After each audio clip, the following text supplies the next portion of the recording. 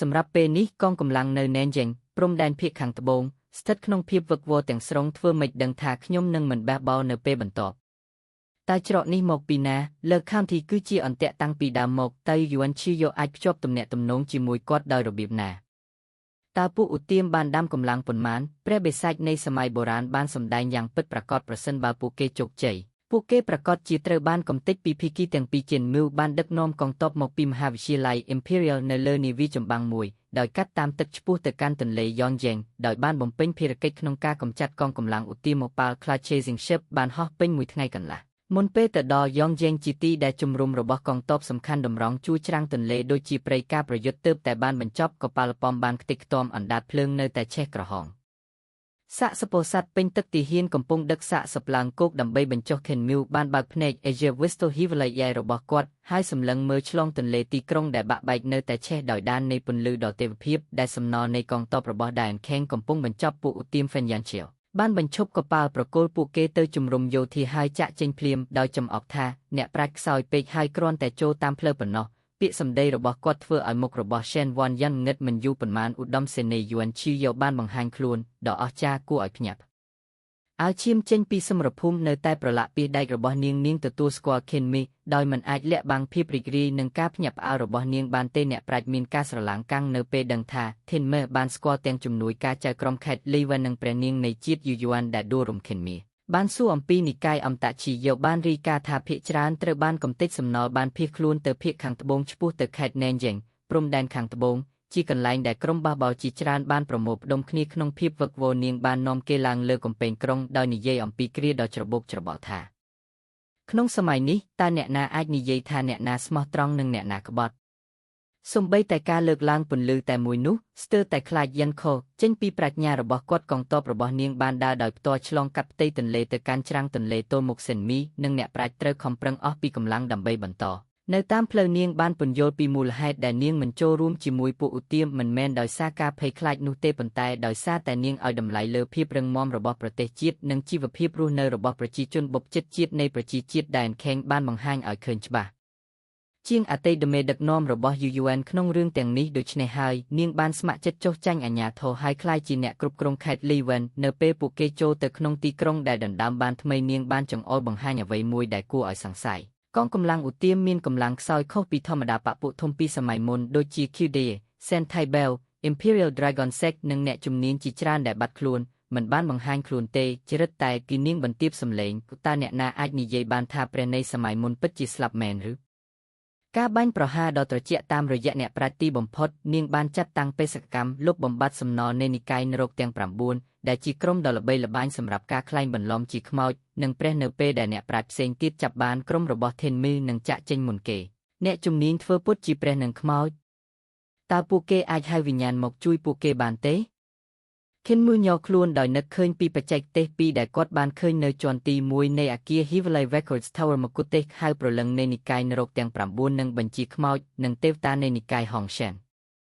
ប្រលឹងមួយបានហៅខ្មោចផ្សេងទៀតបានបញ្ជាទាំងពីរត្រូវបានចាត់ទុកថាជាសាសនាខុសឆ្គងខ្សោយក្នុងការប្រយុទ្ធនិងកំវល់ត្រូវបានដាំដុះប៉ុន្តែនៅពេលដែលគាត់បានប្រៀបធៀប Runes គាត់បានរកឃើញថាពួកគេត្រូវបានផ្លាស់ប្ដូរដោយចេតនាមុនពេលបញ្ជូនទៅតុលាការការកែតម្រូវ Runes ដែលខូចត្រង់ទ្រីឈិនមើបានឃើញបណ្ដានៅឃ្លាំងចំណេះដឹងដ៏ធំសម្បើមដែលលាក់នៅក្រោមការក្លែងបន្លំបន្ទាប់ពី3ថ្ងៃនៃការចម្រាញ់និងជួសជុលគាត់ស្ទើរតែប្រកាសមគទេសក៏ហៅប្រលឹងពិតជាអាចទាញប្រលឹងពី Netherworld ចូលទៅក្នុងសាកសពរបស់វាភ្លាមនោះគាត់បានរត់ទៅ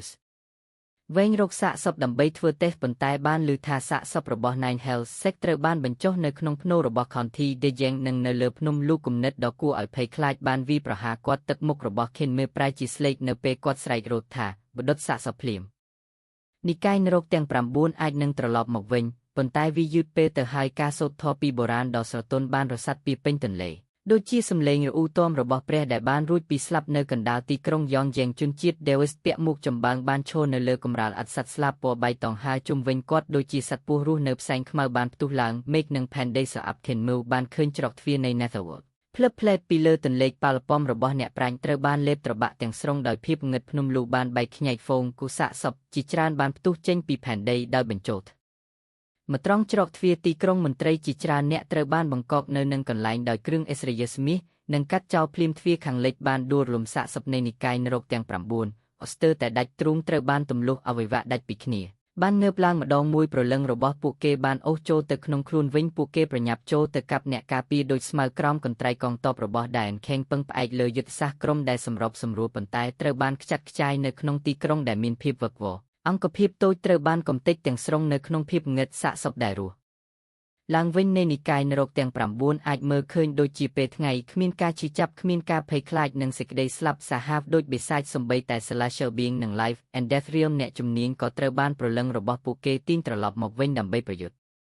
Kenmi Krovi ថ្មិញថាបោះបង់ទីក្រុងទៅក្រុមនេះបានរត់គេចខ្លួនទ្វារខាងកើតត្រូវបានវាយកំទេចដោយអ្នកជំនាញនៅពីក្រោយពួកគេមន្ត្រីនៃអាណាចក្រ Celestia មួយរូបត្រូវបានគឺមិនទាន់ស្លាប់វាជាច្រើនអ្នកហែកចេញនៅចំពោះមុខពួកគេខាងលើពួក Deus ជិះក្រដាសពណ៌លឿងសំណល់នៃនិកាយអមតសាកសពកំពុងសហការជាមួយនិកាយនរកទាំង9ម្ខាងគ្រប់គ្រងសាកសពម្ខាងទៀតហើយប្រលឹងទីក្រុងលោកបានដួលរំទាំងស្រុង Shen Wan Yan Pei Slon Slow ឆ្លងទន្លេត្រឡប់ទៅ Dejeng ប្រញាប់ខិនមីងមកក្បាលអត់ទេទន្លេក៏ពេញទៅដោយសាកសពដែរពេលដែលគាត់និយាយចប់សាកសពដែលត្រាំក្នុងទឹកក៏ស្ទុះងើបពីបាតទន្លេទៅរកពួកគេឆ្ពោះទៅណានជាងនោះជាផ្លូវតែមួយគត់របស់យើងគាត់បានបញ្ចេញ Cloud Sword Form ដោយកាត់ក្បាលសាកសពជាច្រើនប៉ុន្តែពួកគេគ្រាន់តែអោនចុះលើក្បាលពួកគេដាក់ក្រោមដៃហើយបានចាប់ប្រកាន់ម្ដងទៀតមាត់មួយក្បាលដែលត្រូវកាត់នោះថែមទាំងស្រែកថារស់នៅទីនេះទាំងយ៉ាន់ខូនិង Shen Wan Yan ប្រែជាស្លេកមានតែសៃយ៉ាន់ឆេងប៉ុណ្ណោះដែលនៅស្ងៀមខិនមើបានបង្វិលដាវរបស់គាត់បំលែងវាទៅជាទម្រង់ដាវ Entangling ដោយកិនសាកសពជាច្រើនទៅជាបំណែកផ្លាស់ទីកុំឲ្យអ្នកជំនាញរបស់ពួកគេតាមទាន់ពួកគេបានធ្លាក់ចូលទៅក្នុងភាពងឹតដោយភៀសខ្លួនទៅកាន់ណែនយ៉េងនៅពីក្រោយពួកគេអណ្ដាតភ្លើងបានឆាប់ឆេះពេញខនធីលស្រែកពេញមេឃានខូបាននិយាយដោយរអាក់រអួលថាទៅណានជាង